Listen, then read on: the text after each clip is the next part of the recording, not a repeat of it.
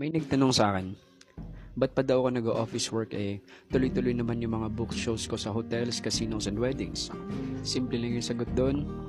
Lahat ng bagay sa mundo natatapos, may katapusan.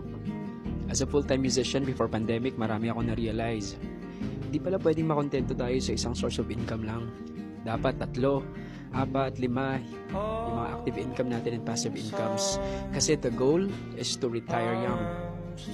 Kaya habang bata ka pa, malakas at kayang-kaya mo pa, enjoy life while earning from multiple sources of income, tapos save and invest, kasi hindi habang buhay bata tayo, hindi habang buhay may trabaho tayo, at hindi habang buhay magtatrabaho na lang tayo.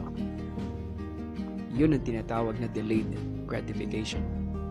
So see you all every Saturday from 7 p.m. to 10 p.m. I will be performing live at the 4-star Midas Hotel and Casino, Pasay, Metro Manila. Again, see you every Saturday.